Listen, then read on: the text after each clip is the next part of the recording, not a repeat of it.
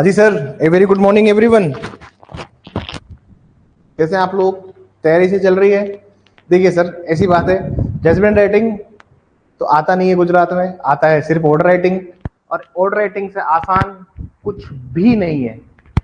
There is nothing more easy than the order writing. Free fund के number है 10 number free के। आज की क्लास में आप सीख जाएंगे कि ये फ्री के नंबर कैसे हैं। In today's lecture you will know कि फ्री के नंबर कैसे हैं। देखिए, फ्री के नंबर ऐसे हैं, अब थोड़ा समझने की कोशिश करेंगे। देखिए, ये कहीं से फॉर्मेट मिला है गुजरात का, जो लोकल कोर्स में फॉलो होता है उसको अपन देखेंगे। उसके अलावा मैं आपको एक मुद्दा माल के एप्लीकेशन कराऊंगा। मुद्दा माल या फिर प्रोहिबिशन, गुजरात प्रोहिबिशन एक्ट की कोई भी एप्लीकेशन आ जाएगी, हम उसको कर सकते हैं। पहले मैं आपको रेगुलर बेल ऑर्डर फिर एंटिसिपेटरी बेल ऑर्डर्स के कुछ केस क्लोज लिखा देता हूँ जो गुजरात में बहुत चलते हैं। जैसे सिद्धाराम मत्रे, वहां पर बहुत चलता है, उसको थोड़ा थोड़ा लिख लेते हैं और लिख के हम लोग आगे बढ़ते हैं। ठीक है सर? ठीक है सर। क्रिमिनल की हम जो डिस्कस करेंगे, हम क्रिमिनल के पार्ट को डिस्कस करेंगे कि क्रिमिनल के पार्ट क्या होते हैं। ठीक है सर? क्रिमिनल के पार्ट क्या होते हैं, क्रिमिनल के क्या क्या प्रोसीजर हैं, हम उनको डिस्कस कर लेते हैं सर। और फिर एक एक केस लॉस हम लोग खत्म करते जाएंगे। ठीक है सर? सबसे पहले मैं आता हूँ एंटिसिपेटरी बेल के लिए। अब एंटिसिपेटरी बेल जो एप्लीकेशन है, अगर सपोज कीजिए सवाल इस तरह से है, पहले एक बार सवाल पढ़ लीजिए, मैं आपको हर चीज आज खत्म करके बताता हूँ। कुछ नहीं है सर, सवाल देखिए, सवाल क्या है, क्वेश्चन देखिए प्लीज। क्वेश्चन देखिए please. Mister Rajesh Patel was arrested by police station Ahmedabad rural for alleged offence under section 65A, 65E, 116B, 116B of Gujarat prohibition act of Gujarat. Judgement writing आता नहीं है, आता सिर्फ ऑर्डर राइटिंग है। फ्री के नंबर मतलब फ्री, मतलब फ्री। आप ये समझ लीजिए, गुजरात का पेपर 12 अक्टूबर का है और ये नंबर बिल्कुल फ्री के हैं। क्यों ऐसा मैं कह रहा हूं उसको समझिए। सर देखिए, मैंने आपको प्रीवियस ईयर पेपर्स भेजे हैं, चाहे वो 2020 हो, 2022 हो, 2023 हो, आपको सब कुछ मिले हैं। उसके पहले के 2011 से लेकर, मतलब आप समझ लीजिए 2011 से लेकर 2023 तक जितने भी एग्जाम्स हुए हैं, मैंने आपको सारे पेपर्स भेज दिए हैं। पहले सिंपल बेल ऑर्डर आते थे, लेकिन आजकल प्रोहिबिशन पूछने लगे हैं, आजकल मुद्दा माल पूछने लगे हैं। मुद्दा माल क्या होता है, प्रोहिबिशन क्या होता है, इसको समझते हैं। पहले प्रॉब्लम देखिए और प्रॉब्लम समझिए 2 मिनट में। ठीक है sir? Mister Rajesh Patel was arrested, ये मैंने आपको ग्रुप में भी डलवा दिया है, व्हाट्सएप ग्रुप में भी है, आप चाहे तो वहां से पढ़ सकते हैं। या फिर क्लास में रहकर मेरे साथ पढ़िए। Mister Rajesh Patel was arrested by the police station Ahmedabad rural for alleged offence under section 65A, E, 116B of the Gujarat Prohibition Act. It is alleged that he was involved in transporting a large quantity of foreign liquor in a private car, मतलब private car में large quantity of foreign liquor लेके जा रहे थे। ठीक है? On receipt of the secret information the police tried to intercept the car but the accused fled from the spot, मतलब accused वहां से भाग गया, अक्यूज तो मौके से पकड़ाई में भी नहीं आया। The vehicle has not yet been traced and the मुद्दा माल and the liquor is just to be recovered, मतलब गाड़ी भी लेके भाग गया और मुद्दा माल भी पकड़ाई में नहीं आया। मतलब पुलिस जब पहुंची तो ये माल लेके और गाड़ी लेके भाग चुका था। ठीक है? The accused was later arrested on the basis of statements of A को-अक्यूज and is presently in judicial custody. Accused को बाद में अरेस्ट करते हैं, मतलब अक्यूज को अगर अरेस्ट कर लिया है तो मतलब एंटिसिपेटरी बेल तो लगेगी नहीं सर, लगेगी रेगुलर बेल एप्लीकेशन। क्या लगेगी सर? रेगुलर बेल एप्लीकेशन लगेगी। और सर ये प्रोहिबिशन के केसेस जो हैं वो सारे नॉन बेलेबल है, सारे मैटर नॉन बेलेबल है। तो 436 में एप्लीकेशन नहीं लगेगी बेल की, एप्लीकेशन लगेगी 437 में। 437 में अपन एप्लीकेशन फाइल करेंगे। आगे देखिए, अक्यूज क्या कह रहे हैं, अक्यूज मतलब एप्लीकेंट। अब यहां पर बेल एप्लीकेशन में अगर आप जा रहे हो तो जो अक्यूज्ड है उसको हम क्या कहेंगे? एप्लीकेंट, जिसने एप्लीकेशन लगाई है। Applicant contending that he has been forcibly implicated on the basis of statement of the co-accused, no liquor has been recovered from his possession. आगे बोल रहा है continued detention amount to pre trial punishment, इसने ये contention put की है। Prosecution oppose करता है बेल एप्लीकेशन को, स्टेट करता है the offence is serious in nature, affects public health. The मुद्दा माल मतलब होता है कि सर मुद्दा माल में एक तो गाड़ी आती है सर जिसमें आपकी लीकर थी, और जो लीकर है या फिर कोई भी आपका प्रोहिबिटरी आर्टिकल, आपका कुछ भी प्रोहिबिटरी आर्टिकल कुछ भी, इनको मुद्दा माल कहते हैं सर। वी कॉल्ड इट देम मुद्दा माल। मुद्दा माल की एप्लीकेशन लगती है 451 की, 452 की। ड्यूरिंग पेंडेंसी ऑफ ट्रायल 451 लगेगा और after the conclusion of trial 452 लगेगा। उसकी भी मैं आपको फॉर्मेट लिखवा दूंगा, उसका भी मैं आपको फॉर्मेट भेज दूंगा। आज मैं आपको सिंपली समझाऊंगा कि सर गुजरात में जो ट्रेंड चेंज हुआ है, जो ट्रेंड बदला है, अब गुजरात प्रोहिबिशन एक्ट अपन पूछने लगे, तो गुजरात प्रोहिबिशन एक्ट अगर हम पूछ रहे हैं तो हमें एप्लीकेशन में लगानी पड़ेगी उसी के अकॉर्डिंग। आगे देखिए, आगे बोला there is likelihood the accused में indulge in a similar offence if released on bail. Prosecution ने अपोज किया है बेल को, एज ए जज draft a reasoned order on the bail application. ठीक है सर, एज ए जज की जगह हम चाहे तो मजिस्ट्रेट लिख सकते हैं। एक बात सुन लीजिए, गुजरात में रेगुलर बेल एप्लीकेशन अगर लगानी है आपको तो वो तो लगती है जुडिशियल मजिस्ट्रेट, जेएमएफसी जो बोलते हैं, जुडिशियल मजिस्ट्रेट फर्स्ट क्लास के पास, एंटीसिपेटरी कोर्ट ऑफ सेशन या हाई कोर्ट में लगेगी।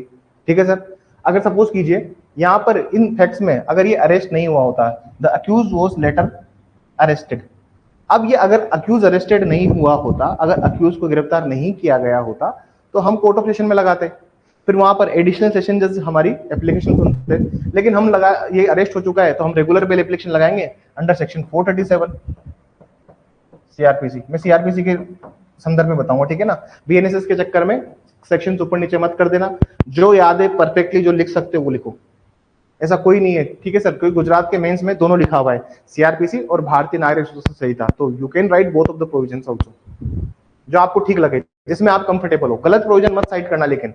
ठीक है सर, ठीक है, these are the order of regular bail application. यहाँ पे हमें रेगुलर बेल एप्लीकेशन लगानी है। मैं आपको एंटीसिपेटरी बेल के भी कुछ केसेस लिखाऊंगा, I will dictate some cases of anticipatory bail also, और मैं आपको रेगुलर बेल के भी केसेस यहाँ पर लिखवाऊंगा। ठीक है sir, we will discuss both these provisions, हम सारे प्रोविजंस को हम लोग डिस्कस करेंगे। ठीक है sir, we will discuss each and every provision, so don't worry about anything. Bail applications के रिगार्डिंग कुछ केस लॉस हम लोग डिस्कस कर लेते हैं इस क्लास में, कि नॉन बेलेबल केसेस में, नॉन बेलेबल ऑफेंसेस में बेल किन किन केसेस में ग्रांट की जाती है। पहले मैं आपको एंटीसिपेटरी बेल के केसेस लिखा देता हूँ, फिर मैं आपको रेगुलर बेल एप्लीकेशंस के केसेस मैं आपको लिखवा दूंगा। पहले एंटीसिपेटरी बेल के केसेस लिख लीजिए और उनके कुछ गाइडलाइंस लिख लीजिए। ठीक है, अब इसका जो ये जो सवाल है, इसमें मैंने आपको बेल एप्लीकेशन लिखने की कही है, इसका मैं आपको एक बार सोल्यूशन बता देता हूँ। क्या सोल्यूशन है इसका? पहली बात, कुछ फंडामेंटल्स याद रखो। जब कभी भी आपको बेल एप्लीकेशन लिखनी है, या फिर आपको जब कभी भी बेल एप्लीकेशन के लिए बोला गया है, या फिर सपोज कीजिए आपको ऑर्डर के लिए बोला गया है, अब ऑर्डर चाहे तो सिविल हो सकता है, चाहे क्रिमिनल हो। एक बात हमेशा याद रखिए सर, एक बात हमेशा याद रखनी है, आपको कभी भी मेरिट्स में एंटर नहीं होना है केसेस के, क्योंकि देखिए आप जजमेंट नहीं लिख रहे हैं, you don't have to enter into merits of the case. हमें केस के मेरिट्स में एंटर नहीं होना है, हमें सिर्फ और सिर्फ क्या करना है sir, we don't have to enter into the merits of case. हमें जो फैक्ट्स दिए हुए हम उसके अकॉर्डिंग करेंगे। ठीक है सर, दूसरी बात, आज का जो ऑर्डर राइटिंग है that would be more than sufficient to you, क्योंकि इसमें मैंने आपको सारे केसेस बताए। देखिए पहली बात तो ये, जब भी गुजरात प्रोहिबिशन के रिगार्डिंग अरेस्ट किया है किसी को और बेल एप्लीकेशन के लिए बात की गई है, तो कभी भी सर बेल एप्लीकेशन पे बेल ग्रांट मत करना, never and never grant bell on such bail application जो कि गुजरात प्रोहिबिशन एक्ट से संबंधित है। अगर आपने बेल ग्रांट कर दी, अगर आपने बेल ग्रांट कर दी तो सर ये बहुत प्रीजुडाइज हो जाएगा, आप कभी बेल ग्रांट नहीं करेंगे। क्योंकि देखिए गुजरात हाई कोर्ट के, इवन सुप्रीम कोर्ट के भी सीधे डायरेक्शंस हैं कि ये गुजरात प्रोहिबिशन एक्ट जो है, गुजरात प्रोहिबिशन एक्ट 1949 है, ये स्पेशल एक्ट है। मैं आपको ये नहीं बोल रहा कि आपको ये प्रोविजंस याद होने चाहिए, ठीक है ना sir, there is no need to learn all these provisions. हाँ, ट्रू फॉल्स के हिसाब से, ट्रू फॉल्स के हिसाब से आपको आना चाहिए। ट्रू फॉल्स आएगा सर ये 65A E और इनसे सर, ठीक है ना सर। अब आप समझिए और देखिए क्या फॉर्मेट होता है वहां के ऑर्डर का। मैं तो आपको पूरा ऑर्डर भी दिखा दूंगा, उसकी गाइडलाइंस भी दिखा दूंगा। दिस इज द, आज हम सिर्फ क्रिमिनल ऑर्डर करेंगे, आज सिर्फ क्रिमिनल ऑर्डर करेंगे, कल हम सिविल ऑर्डर करेंगे। आज मैंने ये ऑर्डर लिख दिया, अब मैं आपको होमवर्क दूंगा कुछ करने के लिए, ठीक है ना सर। मैं आपको कुछ होमवर्क दूंगा, आप मुझे ऑर्डर लिख के कल दिखाएंगे और कल मैं चेक करूंगा आपका ऑर्डर कि आपका ऑर्डर कैसे लिख रहे हैं। एक दो ऑर्डर हाथ से निकाल लेना, उससे आपको कॉन्फिडेंस बूस्ट हो जाएगा। ये दिस इज द फॉर्मेट, ठीक है सर। अब ये बहुत ही ऐसा रोसा फॉर्मेट है, ठीक है ना, ये ऑर्डर राइटिंग का फॉर्मेट है गुजरात का। अब ये बहुत ही रो फॉर्मेट है, मतलब ये इस फॉर्मेट में अभी सिविल ऑर्डर का फॉर्मेट है, लेकिन क्रिमिनल अब ऐसे क्रिमिनल में और इसमें सब में एक जैसे फॉर्मेट चलते हैं, ठीक है sir.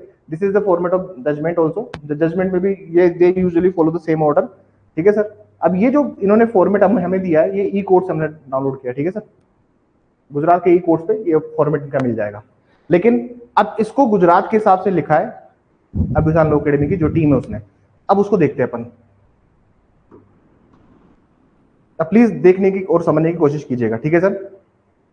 Presented on, bail application का प्रेजेंट किया है, कब रजिस्टर्ड किया है बेल एप्लीकेशन को, किस दिन डिसाइड कर रहे हो, ये तीनों डेट आपको लिखनी पड़ेगी, और कितना ड्यूरेशन में आपने इसको डिसाइड कर दिया, such such so and so bail order को कितने दिनों में आपने डिसाइड कर दिया। जजमेंट राइटिंग में भी ऐसा ही होता है, लेकिन हम we are going with the bail orders right now, तो ऑब्वियसली 10-15 दिन 20 दिन में हम लोग डिसाइड कर देते हैं। ठीक है sir. In the court of judicial magistrate first class JMFC at Ghee Kanta Ahmedabad. अब अहमदाबाद के रूरल में बहुत सारे कोर्ट है, अहमदाबाद के रूरल में बहुत सारे कोर्ट है, लेकिन मैं यहाँ पर घी काटा मेंशन कर रहा हूँ क्योंकि घी काटा वहाँ का सेशंस कोर्ट भी है। दूसरी बात है, मैं चाहता तो भद्रकाली ही मेंशन कर सकता था, है ना, भद्रकाली, लेकिन वो सिटी सिविल कोर्ट है, लेकिन मैंने घी काटा कोर्ट मेंशन किया है। ठीक है। Presided over by PQRS। कभी अपना नाम मत लिखना, हमारे साथ एक मैडम थी, उन्होंने अपना नाम लिखाई थी यहाँ पर और उनकी कॉपी को रिजेक्ट कर दिया था, तो please do not mention name. MC मतलब होता है miscellaneous criminal application, miscellaneous criminal application. ठीक है सर, मिसलेनियस क्रिमिनल एप्लीकेशन, और सिविल में आएगा तो उसमें भी आएगा मिसलेनियस सिविल एप्लीकेशन, जो भी एप्लीकेशन नंबर है वो, एग्जिबिट नंबर जो भी आपका लगा है वो, और FIR नंबर, एक FIR नंबर भी हम यहाँ पर उसको मेंशन करेंगे। आगे देखिए, एप्लीकेंट की तरफ से जो एप्लीकेंट है उसका नाम है राजेश पटेल, उसकी एज, ऑक्यूपेशन, एड्रेस हमने छोड़ दिया है, state versus state of Gujarat. ठीक है। 2 लाइन छोड़ के advocate for the prosecution, advocate for the applicant, दोनों के एडवोकेट नाम लिख के, और यहाँ पर बेल ऑर्डर किस एक्ट के अंदर उसका नाम लिख दिया, bail order under Gujarat prohibition act 1949। ये बेसिक फॉर्मेट है। ठीक है सर, बेसिक फॉर्मेट है, बेसिक फॉर्मेट 19-20 सबका सेम जैसा ही रहेगा, चाहे आप सिविल में आओ या चाहे क्रिमिनल में आओ। जब मैं सिविल की बात करूंगा कल, तो मैं आपको यहाँ पर एप्लीकेंट की जगह प्लेंटिफ लिखा दूंगा। ठीक है सर। बेसिक याद रखिए, these are the basic points, basic fundamentals. यहाँ पर जुडिशियल मजिस्ट्रेट फर्स्ट क्लास की जगह, यहाँ पे जुडिशियल मजिस्ट्रेट फर्स्ट क्लास की जगह सिविल ये आ जाएगा अपना सिविल जज। ठीक है सर, सिविल जज एट घी काटा, और ब्रैकेट में JMFC आ जाएगा। ठीक है सर। अब आगे देखिए, पहला पॉइंट जो होता है पहले पैराग्राफ में, we usually repeat the facts, कि फैक्ट्स क्या थे केस के। The applicant accused Rajesh Patel has preferred this application under section 437 of the regular bail application in the connection with FIR number so and so registered in police station. ठीक है sir, इसमें 2022 कर लेना please. ठीक है, ये इसमें मत जाइए आप। ठीक है, यहाँ पर FIR रजिस्टर्ड हुई है। दूसरा देखिए, as per the prosecution case the accused along with the co-accused allegedly involved in the transporting a large quantity of foreign liquor in a private car on receiving secret information, और वो वहां से फिर flee हो गया, और the alleged मुद्दा माल liquor in the vehicle are yet to be recovered. Submission on the basis of applicant. Applicant क्या क्या कह रहे हैं? ठीक है सर, एप्लीकेंट कह रहे हैं कि देयर इज नो रिकवरी। दूसरा कह रहे हैं कि on the basis of the co-accused के स्टेटमेंट पे इसको अरेस्ट किया गया है सर। दूसरा, continued custody amounts with pre trial punishment. अब प्रोसिक्यूशन क्या कह रहे हैं इस बारे में? प्रोसिक्यूशन कह रहे हैं तो लर्नड APP अपोज करते हैं एप्लीकेशन, और कहते हैं कि देखो ऑफेंस जो है वो सीरियस नेचर का है, और ये पब्लिक हेल्थ और रूट ऑफ प्रोहिबिशन की जो पॉलिसी है गुजरात स्टेट की, उसको इम्पैक्ट करता है सर। इन्होंने ये बात बोली। दूसरी बात क्या बोली कि मुद्दा माल अभी तक रिकवर नहीं हुआ है। मुद्दा माल मतलब सर शराब और गाड़ी जो वो मौके से लेकर भाग गए थे, वो अभी तक रिकवर नहीं हुए, उसको ये लोग बार बार मुद्दा माल कहेंगे। मुद्दा माल मतलब वो चीज सर, चाहे गाड़ी हो शराब हो, अभी तक रिकवर नहीं हुई है। is yet to be recovered, releasing the applicant would frustrate the investigation. There is a strong likelihood for the repetition of similar offence is bail granted. अब consideration and reasons जो हमने लिखे हैं, these are the core fundamentals. ठीक है sir, आप अगर exam में चाहें तो आप इतना लिख के आइए, अदरवाइज समय नहीं है तो 2-4 केस आप अपने हिसाब से लिख के आइए, पैराग्राफ चेंज करके। ठीक है sir, I have heard the rival submission and perused the case papers. ठीक है सर, उसको खत्म किया। पहला point, gravity of offence. Usually क्या होता है, प्रोहिबिशन के मैटर्स में बेल ग्रांट नहीं होती है, और सुप्रीम कोर्ट के और गुजरात हाई कोर्ट के जजमेंट्स है। देखिए, these are some landmark judgment जो फॉलो होते हैं। दो offence alleged in the section prohibition act are cognizable and non bailable. ठीक है, the honourable Gujarat high court in the Mafat Lal Shah versus state of Gujarat 1918 criminal law journal 1262 Gujarat held that the offense under prohibition are to be treated seriously as they not only violate law but adversely affect the public health and order. दूसरा, recovery pending. अगर recovery pending हो तो क्या छोड़ना चाहिए prohibition के matters में, उसका भी केस फ्लो देखिए। It is an admitted fact the मुद्दा माल liquor and vehicle are yet to be recovered in state of Gujarat versus Dilip Bhai Nathji Bhai Patel 2002 criminal law journal Gujarat high court. The court emphasized that the pending recovery of liquor is relevant ground for denial of bail. तीसरी grant, livelihood of reputation. इसमें भी Gujarat high court का judgement है Jitendra Kumar, Natawar Lal Patel, or State of Gujarat, the Gujarat High Court observed that the person indulging in the bootlegging activities are likely to repeat similar offense and bail should not be granted lightly. ठीक है sir, तो हमने 3 grounds को हम यहाँ पे समझा. अब केस एग्जाम में किस तरह से आता है, प्रोहिबिशन का मैटर किस तरह से पूछा जाता है, उसके रिगार्डिंग हमने बात करी है. We have discussed those provisions, those points of law जो गुजरात में हमें पूछा जाएगा, जो गुजरात में हमें पूछा जाएगा. बेल रिजेक्ट करनी है आपको 101%. अगर आपने एक्सेप्ट कर ली बेल प्रोहिबिशन में, 0 नंबर देगा, कुछ नहीं मिलेगा. और केस लॉज इनको एक दो चार केस लो याद करके जाइएगा एग्जाम के अंदर. 2-4 केस लो याद करके जाइएगा कि भाई ये प्रोहिबिशन का केस है. प्रोहिबिशन पढ़ना नहीं है, लेकिन वो आपसे ऑर्डर राइटिंग में पूछेगा. ठीक है ना सर. आगे देखिए, पब्लिक इंटरेस्ट की बात कर लेते हैं. तो ऑनरेबल सुप्रीम कोर्ट, अभी सुप्रीम कोर्ट का जजमेंट भी इसमें, state of Gujarat versus Mohanlal Jitamal ji Porwal 1987. Offenses affecting public health and economy require a stricter approach at this stage of the bail. Liquor prohibits a matter of the state policy, and the judiciary is bound to protect the larger interest of the society. ठीक है sir. These are the judgment that you have to read. In the present case, releasing the accused at this stage may hamper the recovery and adversely affect the investigation. The contention that there is no direct recovery losses significance when the recovery amount of मुद्दामाल is stipulated. मुद्दामाल अभी wait कर रहा है, इसलिए उसको छोड़ेंगे नहीं. Order मैंने लिख दिया, नीचे ऑर्डर लिख दिया, डेट डाल दी. In the view of seriousness of the allegation, the pendency of the मुद्दामाल recovery and the settled legal position, this court finds no reason to exercise discretion in the favor of the applicant. Accordingly, the present application for the regular bail is rejected. Pronounced in an open court on the so and so date. आप यहाँ पर अपने sign कर दीजिए. ठीक है, जज जो भी अपना नाम लिख के, आप पे साइन वाइन कुछ नहीं करना, आपको खाली छोड़ कर जाना और यहाँ पे लिख देना PQRS, जो भी आपने ऊपर लिखा है. ठीक है ना sir. These are the random numbers. You can, if you want to put those number you can put. If you want to leave those numbers you can leave. If you want to read ABCD you can write ABCD. If you want 1 2 3 4 you can write. Initially अपना नाम नहीं लिखना है, you can write anything else, whatever you want to write. Are you getting my point? अरे समझे बात? बताइए online वाले बच्चे, समझ में आया कि प्रोहिबिशन के लिए किस तरह से आपको अप्रोच करना है?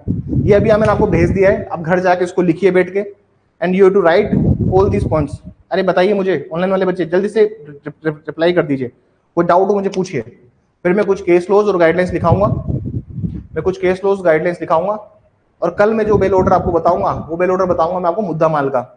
देखिए बहुत इजी है ये, कुछ नहीं है सर इसमें, देयर इज नथिंग, तो दिमाग लगाने की जरूरत ही नहीं है. देखिए शुभम, ये बहुत ही इजी है ना. These are not very hyper technical, इसमें कुछ नहीं है. अरे जजमेंट राइटिंग ज्यादा डिफिकल्ट होता है, क्योंकि उसमें एग्जिबिट नंबर लेना होता है, आपको विटनेसेस के एग्जामिन कराने, there are multiple things to do.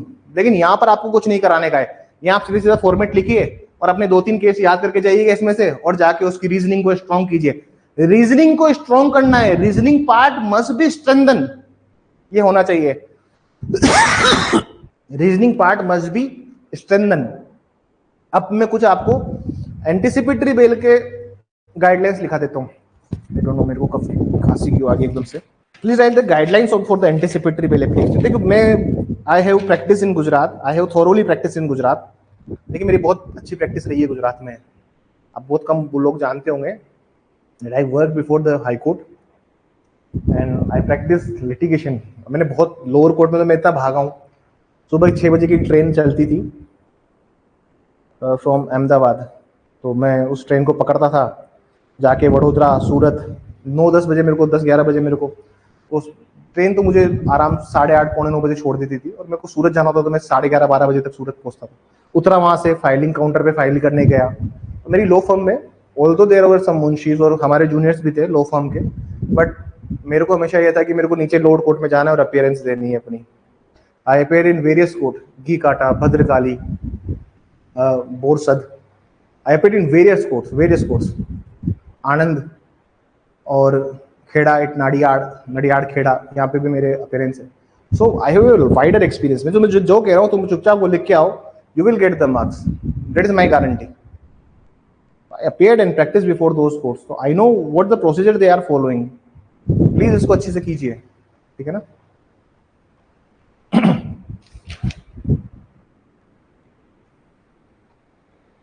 किसका नाम लिखेंगे? एंटिसिपेटरी बिल के लिए लिख लीजिए. देखिए अगर मान लीजिए सेम केस में अगर अक्यूज अरेस्ट नहीं होता है, सेम केस में अगर अक्यूज अरेस्ट नहीं हुआ ना, तो फिर भी आप इन्हीं केसेस को लिखिएगा. फिर भी आप इन्हीं केसेस को लिखिएगा, चाहे वो रेगुलर बेल हो, चाहे वो नॉर्मल बेल हो, चाहे वो एंटिसिपेटरी बेल हो। These are the guidelines, those cases are the guidelines. देखिए ये केसेस ना गाइडलाइंस है। अब ये आपको ये बात समझ में, अभी जब आप थोड़ा सा प्रैक्टिस करें तब आपको समझ में आएगी कि these cases are the core fundamentals of those things.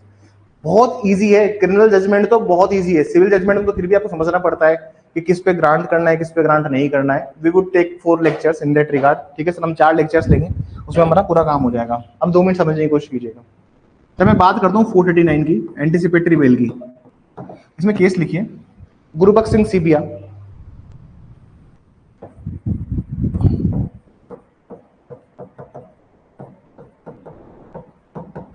Gurbaksh Singh Sibbia versus state of Punjab. ये मैंने मेंस के लेक्चर्स में भी केसेस लिखाए होंगे आप लोगों को। 1980 सुप्रीम कोर्ट। देखिए दिस इज अ 5 जजेस बेंच, 5 जजेस बेंच। लोअर कोर्ट में मैंने एक केस देखा है। आई have scene A case in the lower court. Case का नाम है सिद्धाराम। ठीक है सर, मैंने लोअर कोर्ट में, हम जब प्रैक्टिस करता था मैं, तो वहां पर से ये लोग सारे एडवोकेट्स एक ही केस रेफर करते थे, सिद्धाराम। दोनों की गाइडलाइंस सेम ही है, सिद्धाराम सतलिंगप्पा मैत्रे। आप कोई सा भी केस लिखिए, सतलिंगप्पा।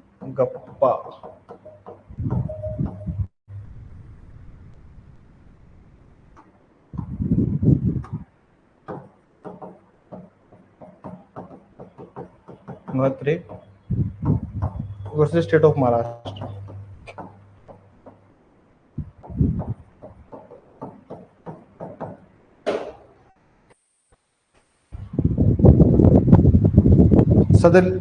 Siddharam Satlingappa Mhetre state of Maharashtra. देखिए ये जो जजमेंट है, दिस इज द 2 जजेस बेंच। सिद्धाराम इज अ 2 जजेस bench. Justice Dalveer Bhandari, honourable justice Dalveer Bhandari का जजमेंट है। लेकिन ये जो जजमेंट है सिद्धाराम सतलिंगप्पा, ये इसी की गाइडलाइंस को फॉलो करता है। ये 5 जजेस बेंच की गाइडलाइंस को ही फॉलो करता है। तो हम लोग गुरुबख्श सिंह सीबिया की गाइडलाइंस को ही लिखेंगे। We would write the guidelines of this case only. ठीक है ना सर, हम सिर्फ इसी की गाइडलाइंस लिखेंगे। लेकिन आप गुजरात के हिसाब से आ रहे हो तो प्लीज इस केस को मेंशन कीजिएगा इसके साथ साथ, गुरुबख्श सिंह सीबिया साथ के सतलिंगा मैत्रे को भी मेंशन कीजिएगा, क्योंकि वहां की लोकल कोर्ट्स में I have seen this judgement, they have thoroughly used this judgement in the respect of anticipatory bail. मैं कोर्ट ऑफ सेशन में अपीयर होते थे हम लोग। देखिए आपकी कॉपीज एडी से चेक करेंगे, है ना, एडिशनल डिस्ट्रिक्ट जज या एडिशनल सेशन जज आपकी कॉपी चेक करेंगे। हम जब बेल एप्लीकेशन लगाते थे, और इवन देखिए एडवोकेट सारे सेम फॉर्मेट शेयर करते हैं, तो इस केस की आदत है उन्हें। लिखिए point number 1, anticipatory bell is a pre arrest. पहला पॉइंट नंबर 1 लिखिए, जल्दी से गाइडलाइंस, स्पीड बढ़ाइए, जल्दी से गाइडलाइंस लिखना स्टार्ट कीजिए, पूरा दिन नहीं लेंगे अपन इसमें, बहुत बेसिक चीज है। Anticipatory bell is a pre arrest legal proceeding. Anticipatory bell is a pre arrest legal proceeding, pre arrest legal proceeding, whereas regular bail is a post arrest legal proceeding, post arrest legal proceeding. Point number 2 लिखना, for anticipatory bail the accused has to prove reasonable or tangible grounds. For anticipatory bail the accused has to prove reasonable or tangible grounds for apprehension of arrest.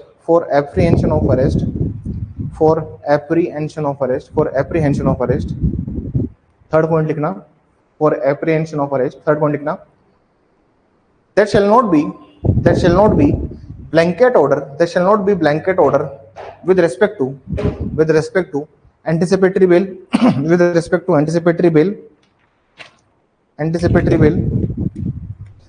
Fourth point लिखिए,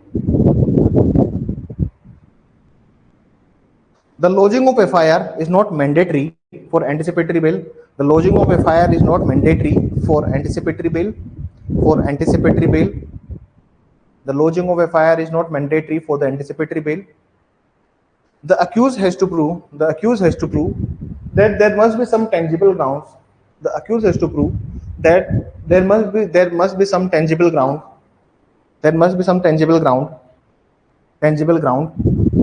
for which he wants which he wants an anticipatory bail, for which he wants anticipatory bail. Next point लिखिए, चौथा पांचवा जो भी point है आपका वो लिखिए please. Anticipatory bell is not a license for obstructing the investigation. Anticipatory bail is not a license for obstructing the investigation. Rather, the accused will be bound. Rather, the accused will be bound to cooperate in the investigation proceeding. Next point लिखिए, the anticipatory bail is granted for unlimited time period. There is one more judgment in that regard. अभी एक और recently judgment आया 5 judges bench का, तो सुशील अग्रवाल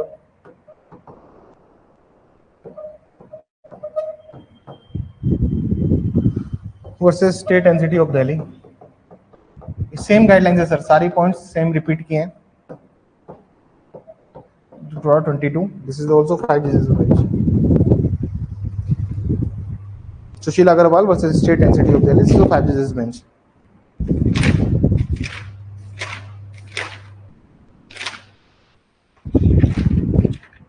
ठीक है, मैं एक क्वेश्चन देके जाता हूं आप लोगों को on the basis of prohibition act. Facts अलग है, पिछले साल का क्वेश्चन है. मैं आपको एक पेपर बना के क्वेश्चन देता हूं, अभी आप लोग मुझे सोल्व करके दीजिएगा. कल हम मुद्दा माल की क्लास लेंगे. कल हम क्या लेंगे इसमें? मुद्दा माल की क्लास. देखिए, मुद्दा माल मतलब 451 का ऑर्डर कैसे लिखना है, how you have to write the order of 451. Gujarat high court के क्या जजमेंट्स है हम उसको डिस्कस कर लेंगे.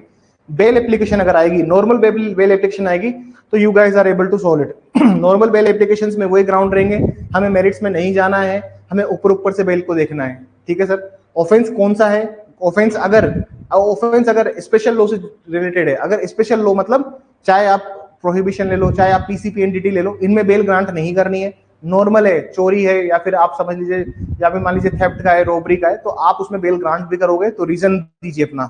There must be some reason order. ठीक है सर, रीजन होना चाहिए. मैं आपको एक सवाल देता हूँ. Sir, I have been selected in for the legal in the course of Gujarat. Please suggest me, should I join it? You definitely join it. Shubham, you definitely join it. You have to join it. Yes, definitely join कीजिए Shubham, because I was on the same post. 3-4 साल पहले की बात है. I was on the same post and I learned a lot of things over there. Gujarat High Court is very systematic High Court.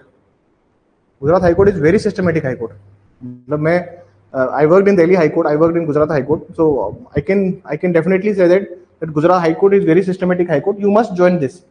तब तक joining के लिए बोला है उनको. What would be the last date of joining?